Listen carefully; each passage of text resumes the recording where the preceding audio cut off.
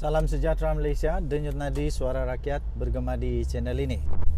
Tuan-tuan dan puan-puan yang dihormati sekalian, keputusan terbaru ataupun perbicaraan kes untuk timbalan Ketua Bahagian Bersatu Segambut Adam Radlan nampaknya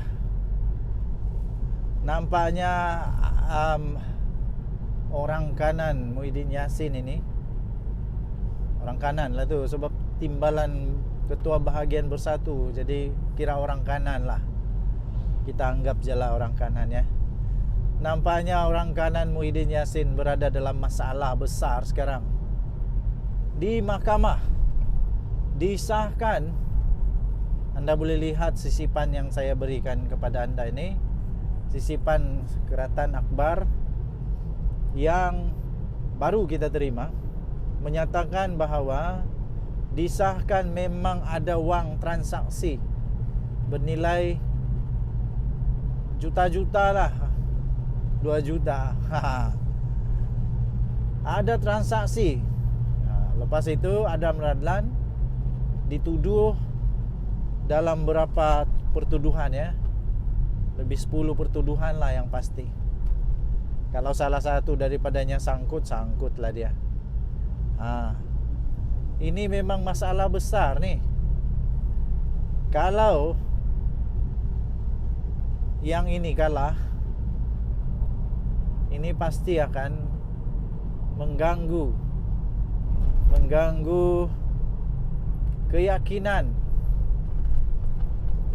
keyakinan para penyokong di atas pagar Muhyiddin Yassin dan Bersatu.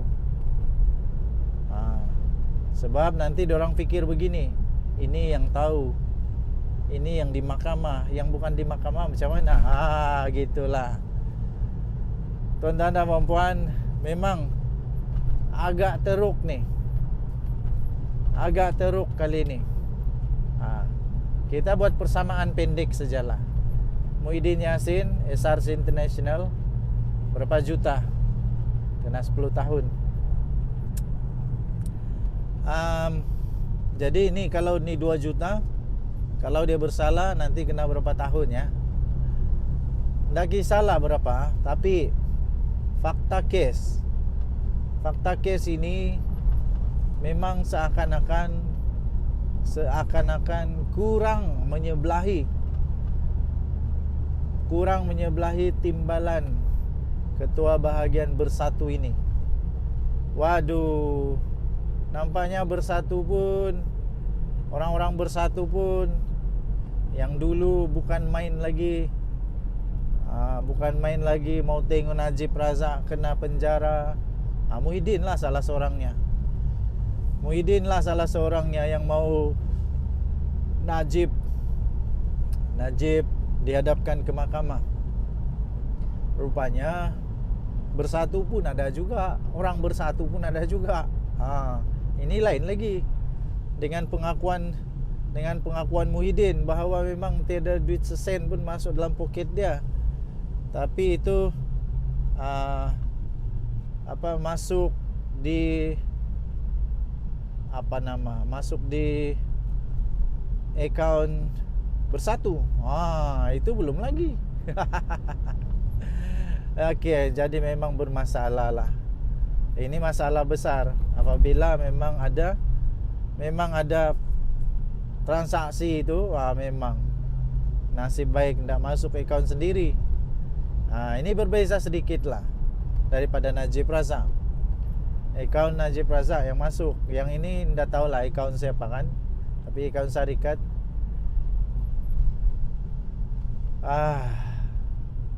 Harap-harap rasuah Malaysia dapatlah berhenti daripada perkara-perkara begini. Harap-harap Malaysia akan sembuh daripada penyakit barah, virus rasuah ini. Tapi saya yakin dengan adanya Perdana Menteri yang bagus, saya yakin negara Malaysia akan perlahan-lahan sembuh daripada penyakit bara rasuah ini.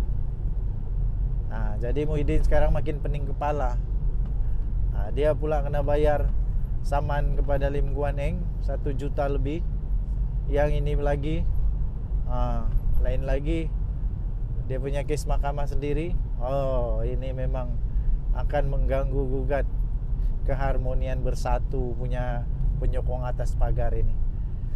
Apa pendapat Anda? Sila tinggalkan komen.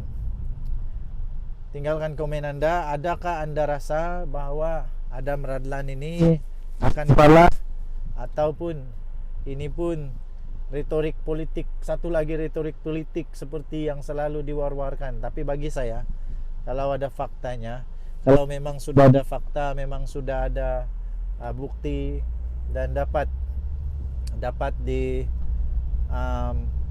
dibuktikan bahwa adanya keraguan munasabah, adanya ialah fakta lah, akhirnya dia akan diminta untuk membela diri. Macam Muhyiddin lah, at least Muhyiddin terasalah sekejap dia bebas, sekejap dia bebas, tapi selepas itu akhirnya masuk lagi mahkamah balik. Okey, tinggalkan komen Anda dan Yun Nadi Suara Rakyat bergema di channel ini. Jangan lupa untuk tekan butang subscribe, like dan share. Okey, so banyak lagi kes mahkamah yang bakal menerjah. Kita jumpa lagi, bye bye. Salam sejahtera Malaysia, denyut nadi suara rakyat bergema di channel ini. Masih lagi kita terkejut dengan pemergian Daim Zainuddin, tycoon, bilioni, manusia antara paling kaya di Malaysia. Cuma ramai yang tertanya-tanya, termasuk saya, apa agaknya wasiat kata-kata terakhir Daim Zainuddin kepada rakan-rakan dia, terutama Tun Mahathir Mohamad, yang banyak bersama-sama berjuang dalam kehidupan bersama dengan Tun Daim, Allahyarham Tun Daim. Saya pun tertanya-tanya juga, betul, saya pun tertanya-tanya apa agaknya kata-kata terakhir atau wasiat atau nasihat atau mungkin amaran atau mungkin galakan ke, motivasi ke, atau panduan hidup yang diberikan oleh Allahyarham Tun Daim Zainuddin kepada Mahathir, mungkin kepada Anwar juga, mungkin juga kepada isteri, kepada anak-anak dia. Mungkinkah ada permohonan maaf sebelum dia menghembuskan nafasnya yang terakhir? Mungkin ada permohonan maaf kepada Anwar kah, kepada kerajaan Malaysia kah, kepada kawan baik dia, pastinya Tun Mahathir. Mungkinkah ada mohon maaf, ampuni saya, halalkan makan minum, halalkan apa yang kau pernah belanja saya makan mie sup kah, kotiau goreng kah, atau mie katok kah, apa-apa aja lah. Itulah. Jadi pada hemat kamu, pada pendapat Anda, adakah apa rasanya, apa agaknya pada hemat Anda, pada pendapat Anda, apa agaknya nasihat yang telah diberikan oleh Allahyarham Tun Daim Zainuddin kepada Mahathir? Adakah nasihat supaya Tun Mahathir berbaik-baiklah semula kepada UMNO, berbaik-baiklah semula kepada, kan Mahathir dulu orang paling penting dalam UMNO. Malah Mahathir juga adalah manusia yang telah membangkitkan semula UMNO yang baru, setelah UMNO dulu pernah diharamkan. Kemudian lahir UMNO 2.0 bersama dengan Mahathir. Adakah Daim Zainuddin menasihatkan Mahathir untuk berbaik-baiklah semula kepada UMNO, bangunkanlah semula UMNO? Apa agaknya nasihat Daim Zainuddin pula kepada pemimpin-pemimpin seperti Muhyiddin Yassin, kepada Perikatan Nasional punya pemimpin seperti Hadi Awang kah, Kita mau tahu juga sebenarnya apa wasiat terakhirnya. Dan paling misteri ialah siapakah yang akan bakal mewarisi kekayaan berbilion, berjuta-juta, berpuluh-puluh juta, ratus juta, mungkin berbilion kekayaan Daim Zainuddin. Siapa yang bakal akan mewarisi? Siapa agaknya yang cukup bertuah? Siapa agaknya yang akan bakal mewarisi kekayaan ini? Tapi yang paling misteri yang saya mau tahu ialah apa kata-kata terakhir Daim Zainuddin sebelum beliau tidak mampu lagi bercakap, sebelum beliau disahkan meninggal dunia dan sebagainya. Saya fikir Mahathir pasti bercakap dengan ini kemungkinan saja. Ya kan, dorang kan best friend. Jadi mungkin mesti ada jugalah telefon kah, berjumpa kah, mungkin Mahathir jumpa dia atau telefon kah, kata-kata terakhir daripada Daim Zainuddin kepada Mahathir sebagai kawan lama dan sebagainya. Itu misteri. Sampai sekarang misteri lah. Jadi anda boleh tinggalkan komen apa pendapat anda, apa agaknya Allahyarham Tun Daim Zainuddin sampaikan kepada Mahathir atau siapa saja untuk buat kali terakhirnya sebelum beliau tidak mampu lagi berkata-kata, tidak mampu lagi bercakap. Okey, so kita doakanlah semoga segala urusan dipermudahkan, semoga keluarga Tun Daim Zainuddin, Allahyarham Tun Daim Zainuddin tabah menghadapi masalah ini, pencobaan ataupun ya ujian hidup ini, dan kekal motivasi. Denyut nadi suara rakyat bergema di channel ini. Jangan lupa tekan butang subscribe, like dan share. Malaysia kita punya, cintai Malaysia aku, kita jaga kita. Bye bye. Salam sejahtera Malaysia. Denyut nadi suara rakyat bergema di channel ini. Okey, telah disahkan Tun Daim Zainuddin sudah meninggal dunia. Persoalannya sekarang ialah apa yang terjadi kepada kes-kes mahkamah Tun Daim Zainuddin. Apa yang terjadi? Okey, kerana itu saya telah bertanya kepada AI. Saya telah bertanya kepada AI atau ChatGPT, bertanya apa yang terjadi kepada kes-kes mahkamah seseorang yang telah meninggal dunia ketika kes masih berjalan. Ada 3 kemungkinan boleh berlaku mengikut kepada apa jenis kes mahkamah. Yang pertama, sekiranya itu adalah kes jenayah, menurut AI ataupun ChatGPT yang saya tanya itu, menurutnya ialah kes itu akan dihentikan. Apate kalau saya tidak silap dia punya istilah, akan dihentikan kerana tidak lagi relevan lah. Akan dihentikan dan tidak akan diteruskan, dihentikan serta-merta kerana tidak ada lagi keperluan. Siapa lagi yang mau didakwa kan? Kalau orang tu sudah meninggal dunia, kepada siapa lagi didakwa? Takkan pula kepada keturunan dia pula. Jadi itu yang pertama. Kalau kes jenayah itu akan dibatalkan atau dihentikan, apati, kalau saya tidak silap. Kalau saya silap, tolong komenkan kepada saya. Dan apa pendapat anda? Patutkah untuk kes ini terus dijalankan? Sebab kalau ikut undang-undang memang tidaklah. Okey, itu yang pertama. Yang kedua, kalau kes sivil. Jika kes sivil, ada kes mahkamah yang melibatkan kes sivil, maka kemungkinan kes itu akan diteruskan. Terutamanya apabila contohnya jika ada tuntutan daripada waris, eksekutor dan sebagainya. Jadi kes itu boleh diteruskan.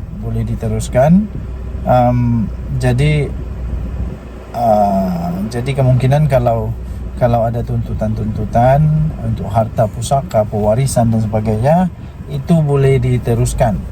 Jadi itu 2. Yang ketiga ialah kes apa sudah yang ketiga, saya sudah lupa lah. Tapi yang ketiga itu pun tidak relevan lagi untuk diteruskan. Jadi nampaknya seolah-olah, kalau pada hemat saya, pendapat orang-orang kampung ni, pada hemat saya, kes yang ada pada Daim Zainuddin ni kemungkinan besar akan dibatalkan akan dihentikan sebab tidak relevan lagi, kecuali yang melibatkan kes sivil. Walaupun begitu, untuk isteri dia punya kes, tiada kena mengena dengan Daim Zainuddin. Saya fikir kes dia itu akan terus diteruskan di mahkamah, iaitu berkenaan dengan pengisytiharan harta itulah akan diteruskan di mahkamah. Jadi tentang pewarisan pula, pastinya wang ataupun harta ataupun aset berbilion-bilion ringgit, bernilai berbilion-bilion ringgit Daim Zainuddin pastinya akan menjadi buah mulut pula selepas ini. Berapa aset dia, berapa dia punya kekayaan, berapa wang ringgit dia, pasti akan lepas ini akan ada ramai TikToker, ramai YouTuber, content creator yang pasti mau korek-korek, mau tahu berapa banyak. Okey, so tinggalkan komen anda. Denyut Nadi Suara Rakyat bergema di channel ini. Apa pendapat anda tentang kes Daim, Allahyarham Daim Zainuddin, perlu diteruskan atau tidak, dan sebagainya. Kita jumpa lagi, bye-bye. Salam sejahtera Malaysia, Denyut Nadi Suara Rakyat bergema di channel ini. Berita sedih untuk seluruh rakyat Malaysia. Baru sebentar tadi, Daim Zainuddin telah disahkan telah meninggal dunia. Beliau adalah bekas Menteri Kewangan Malaysia dan pernah berkhidmat selama beliau masih hidup. Beliau berkhidmat sebagai Menteri Kewangan bersama dengan Tun Dr. Mahathir Mohamad. Jadi baru sebentar tadi kita telah disahkan, telah menerima berita menyedihkan ini, iaitu Tun Daim Zainuddin telah pun meninggal dunia. Dan berita ini telah disahkan oleh Bernama, memetik daripada Bernama, telah disahkan beliau telah meninggal dunia di Hospital Asunta. Okey, dengan itu kita mengucapkan salam takziah kepada seluruh kaum keluarga, kerabat-kerabat, keluarga keturunan Daim Zainuddin, anak, isteri serta seluruh keturunan beliau lah. Okay, so segala jasa baik beliau kita ingat dan kita doakan semoga semua urusan-urusan dapat dipermudahkan. Okey, jadi bagi anda yang beragama Islam, anda bolehlah untuk mensedekahkan Al-Fatihah kepada beliau. Tun Daim Zainuddin telah pun diumumkan meninggal dunia sebentar tadi. Baru kita terima kenyataan daripada berita terkini. Kita jumpa lagi. Denyut Nadi Suara Rakyat bergema di channel ini. Bye-bye. Salam sejahtera Malaysia. Denyut Nadi Suara Rakyat bergema di channel ini. Okey, ramai sekali yang minta saya untuk buat perkembangan terbaru, untuk korek-korek, untuk cari maklumat apa yang terjadi kepada isu rasuah adun yang berlaku di negeri Sabah. Sekarang memang sudah jelas bahawa perkara itu tidak dapat diselendungi lagi. Memang ianya berlaku di negeri Sabah. Yang mengejutkan, untuk yang berita kali ini yang baru saja kita terima dari Malaysia Kini ini berita dia, saya sisipkan kepada anda. Turut disebut adalah Hajiji, nama Hajiji, Ketua Menteri Sabah. Tapi jangan buat andaian yang salah dulu. Saya hanya kata nama Hajiji turut disebut dalam berita terbaru ini, ya. Belum ada apa-apa sama ada dia terlibat ke apakah tidak, tapi nama dia disebut oleh orang, ya, CEO tu, kalau saya tidak silap baca lah. Anda boleh baca semula di berita ini. Ini nampaknya semakin membesar. Dalam berita ini, pemberi maklumat ini bukan hanya sekadar cakap-cakap kosong, tapi beliau sekarang kini telah pun dilaporkan, telah pun menghantar warkah surat kepada Seri Paduka Baginda yang di-Pertuan Agong, supaya Seri Paduka Baginda yang di-Pertuan Agong dapat mempertimbangkan perlindungan kepada pemberi maklumat. Okey. So sekarang Agong pula diheret-heret sama ini. Nampaknya memang akan jadi besar, perkara ini akan jadi besar, silap-silap akan ada RCI yang terpaksa dibuka. Benda ni, isu rasuah ni, walaupun nilai dia tidak besar mana dibandingkan rasuah-rasuah yang kita tahu berbilion-bilion, seleweng berbilion-bilion tu, namun perkara ini pun patut diambil perhatian. Saya fikir benda ni muncul salah satunya sebab kerana mungkin kerana PRN Sabah sekarang kita sudah boleh dengar rasa-rasa aura dia semakin hangat, semakin hangat. Jadi banyaklah pendedahan demi pendedahan demi pendedahan. Okey, sudah 2 orang yang nampaknya menafikan. Pertama yang menafikan, yang pertama saya fikir Dr. Yusof. Dia menafikan terlibat atau apa, dia kata ada AI dan sebagainya. Kali ini tidak ada penafian apa-apa sebenarnya, tapi hanya nama Haji Ji turut disebut. Wow. Saya berharap seluruh rakyat negeri Sabah tetap bertenang. Belum ada apa-apa lagi ya. Laporan secara rasmi kepada SPRM pun belum ada. Jadi janganlah pula lepas ni semua sibuk kata Haji terlibatlah. Tidak ya. Saya ingin beritahu bahwa setakat ini tidak ada siapa-siapa yang terlibat. Belum ada laporan dibuat. Okey, saya hanya kongsi saja berita ini. Anda boleh layari Malaysia Kini ini dan anda boleh baca maklumat lengkap tentang berita ini di sini. Okey. Saya rakyat Malaysia berharap semoga benda ni dapat diselesaikan dengan baik. Kalau ada, harus dihentikan. Bersihkanlah negeri Sabah tercinta ini daripada benda-benda begini. Sudahlah, negeri ini susah. Kalau ditambah lagi banyak pula adun yang siok sendiri, adun yang makan rasuah, kalau ada. Ini macam mana mau maju ni? Aduh. Jadi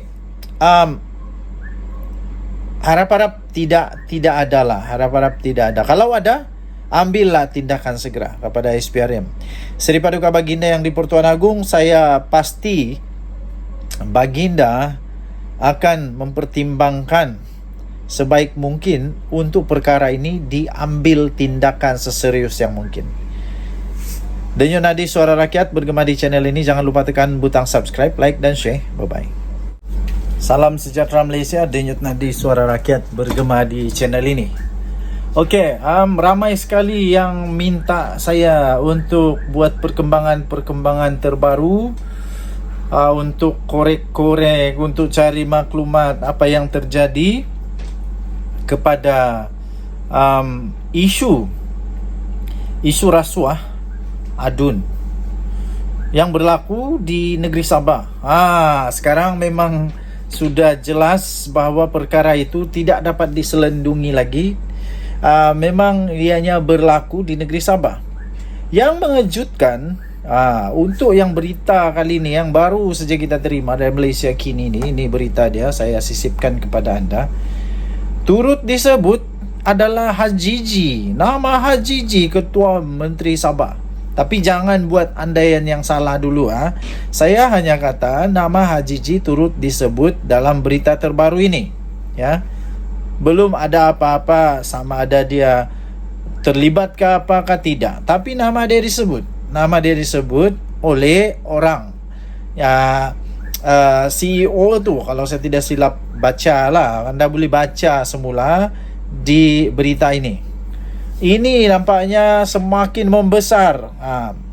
Dalam berita ini, pemberi maklumat ini bukan hanya sekadar cakap-cakap kosong, tapi beliau sekarang kini telah pun dilaporkan, telah pun menghantar warkah surat kepada Seri Paduka Baginda yang di Pertuan Agong supaya Baginda, Seri Paduka Baginda yang di Pertuan Agong dapat mempertimbangkan perlindungan kepada pemberi maklumat. Okey. So sekarang Agung pula diheret-heret sama ini, nampaknya memang akan jadi besar. Perkara ini akan jadi besar. Silap-silap akan ada RCI yang terpaksa dibuka. Benda ni, isu rasuah ni, walaupun nilai dia tidak besar mana dibandingkan rasuah-rasuah yang kita tahu berbilion-bilion, seleweng berbilion-bilion tu, namun perkara ini pun patut diambil perhatian. Saya fikir benda ni muncul salah satunya sebab kerana mungkin kerana PRN Sabah sekarang kita sudah boleh dengar rasa-rasa aura dia semakin hangat, semakin hangat. Jadi banyaklah pendedahan demi pendedahan demi pendedahan. Okey. Sudah 2 orang yang nampaknya menafikan. Pertama yang menafikan, yang pertama saya fikir Dr. Yusof.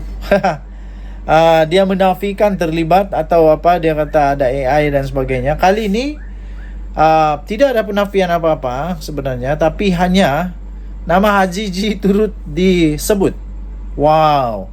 Saya berharap seluruh rakyat negeri Sabah tetap bertenang. Belum ada apa-apa lagi ya.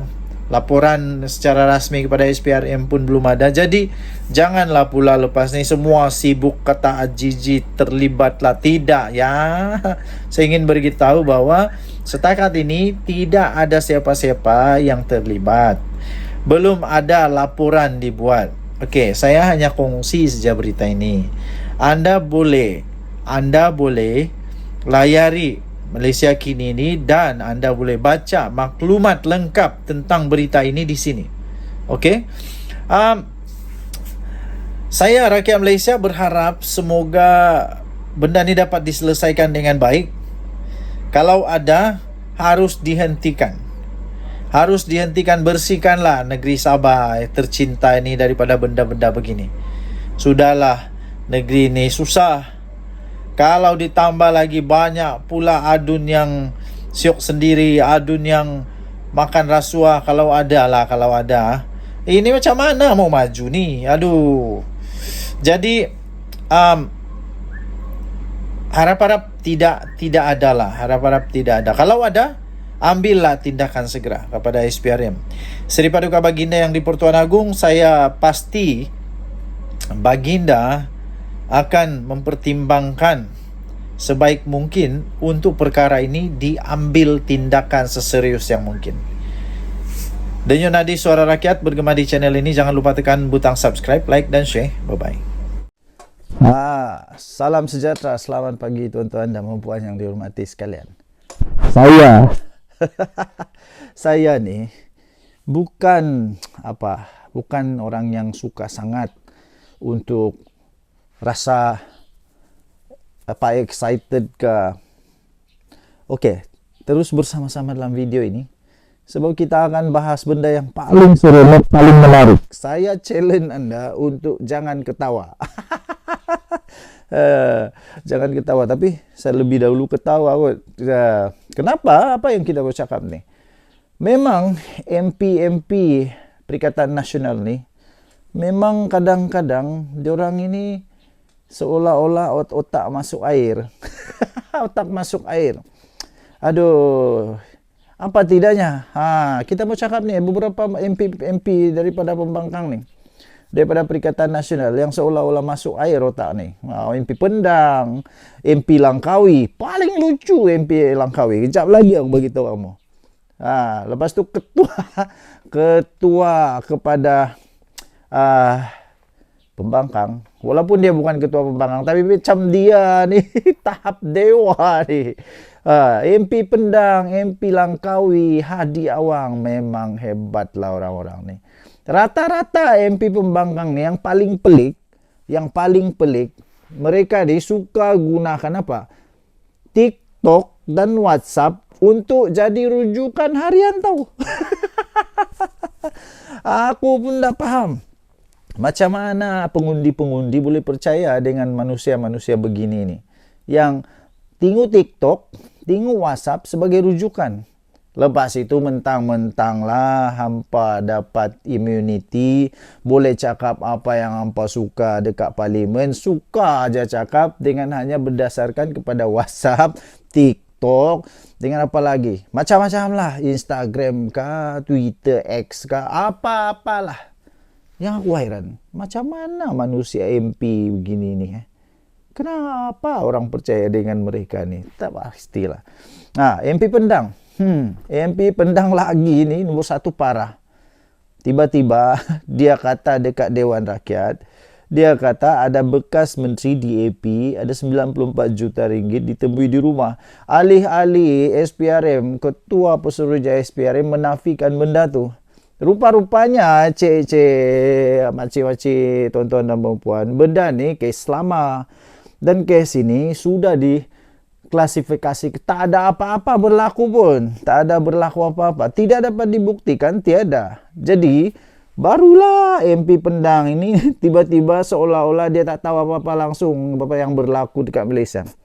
Seolah-olah dia tak tahu apa-apa langsung, dia dia keluarkan benda ni semula. Dia kena betul lah kali ini. Ada MP Langkawi. MP Langkawi pelik bin ajaib diorang ni. Saya pun tak faham macam mana Mahathir boleh kalah dengan dia. Saya pun tidak dapat faham, tidak dapat saya hadam macam mana MP Langkawi yang ada sekarang ini boleh kalahkan Mahathir. Saya pun tidak dapat hadam tahu. Beyond my understanding, memang beyond my comprehend.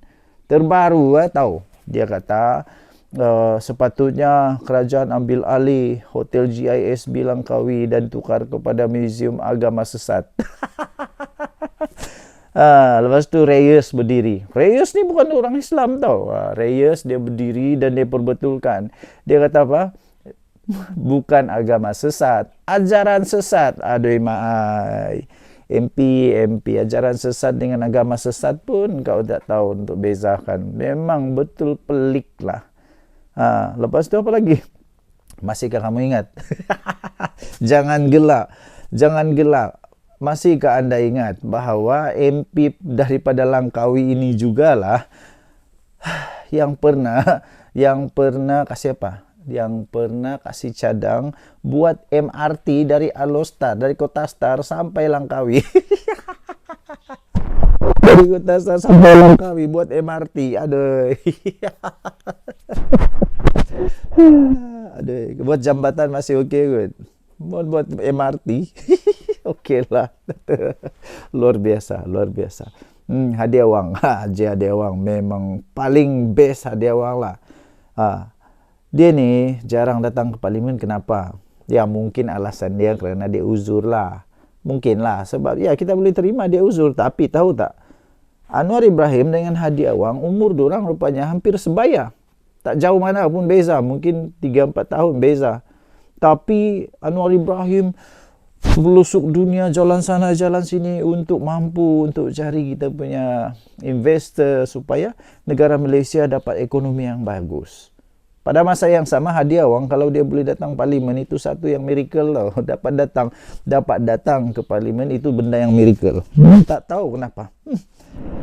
Lepas tu ialah paling heran macam mana orang masih boleh undi dia ni. Datang parlimen benda dapat sudah uzur selalu tapi masih undi. Nah, lantak korang lah. Lantak kamu lah. Orang yang undi dia tu memang tak kisah pun. Memang tak kisah sama ada Hadiah Wang dapat datang parlimen kah, tak dapat datang parlimen kah, memang orang tak kisah. Orang tak kisah. Yang penting Hadiah Wang. Yang penting Hadiah Wang. Orang tak kisah kau dapat suarakan kami kah, tidak kah. Yang penting Hadiah Wang. Tak kisah. Tapi lantak kamulah. Itu pemimpin kamu, bukan pemimpin kami. Jadi teruskan. Memang. Kenapa anda datang pada waktu PMQT? Ini lagi satu pelik ni. Dia suka betul hentam itu, hentam ini. Tapi waktu bertemu dengan Perdana Menteri, waktu PMQT, dia tidak pula datang. Kenapa dia tidak datang? Aku pun tak faham. Memang dia dibayar untuk tidak datang kot.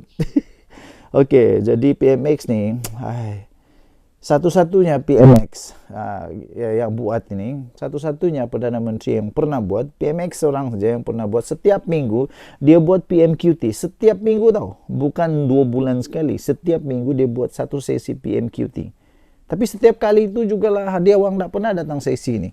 Malah ketua-ketua pembangkang, orang-orang besar di dalam pembangkang, kalau tidak silap, diorang yang tak pernah datang waktu PMQT, tak tahu kenapa. Memang diorang dibayar untuk begitu kot. Jadi pada sesi inilah sepatutnya datang dan tanya. Tapi yang pelik dia apa? Waktu Hadi Awang datang ke Parlimen, sudahlah Perdana Menteri waktu itu tiada. Dia datang waktu Perdana Menteri tiada. Lepas tu dia bawa apa? Suara apa?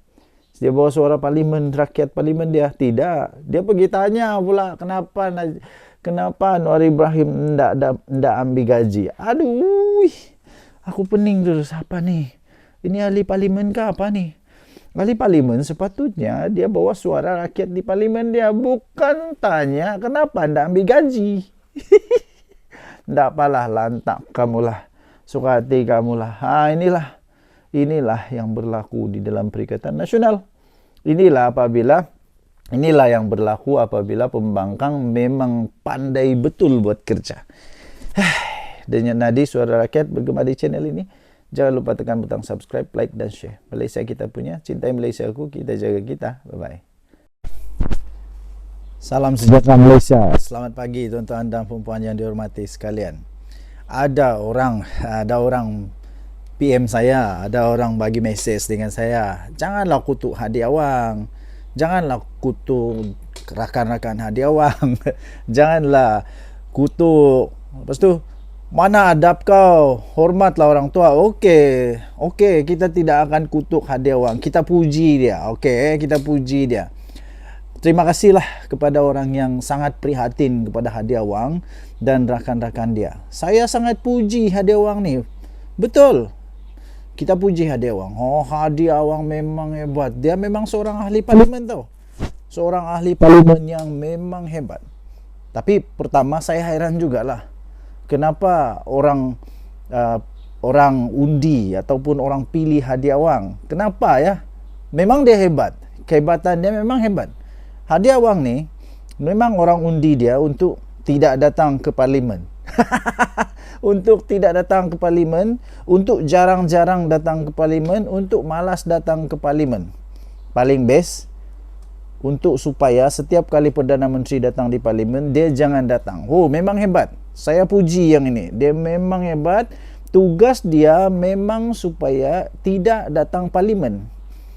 Sebab itu, orang-orang yang undi Hadi Awang ni memang luar biasa hebatnya. Anda memang padu, anda memang hebat. Oh, hebat. Kenapa setiap kali PMX ada di parlimen, mesti Hadi Awang tiada? Oh, setiap kali Hadi Awang tiada, PM ada. PM ada. Yang peliknya.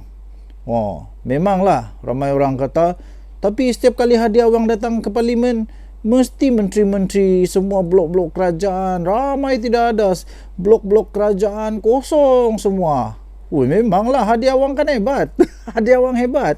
Masa dia datang ke parlimen, semua menteri-menteri sibuk kerja dia di luar negara. Sebagai contoh, baru-baru ini Haji Hadi Awang yang rajin itu, yang terbaik itu, yang kamu puji itu, yang kita puji itu, waktu dia datang, waktu itu Perdana Menteri Datuk Seri Anwar Ibrahim ke negara China untuk cari investor ke negara China. Jadi semua menteri ikut serta untuk ekspor import antarabangsa negara China. Jadi pergilah semua menteri-menteri itu. Dan tu juga ada Hadi Awang pula yang paling rajin dekat parlimen ni.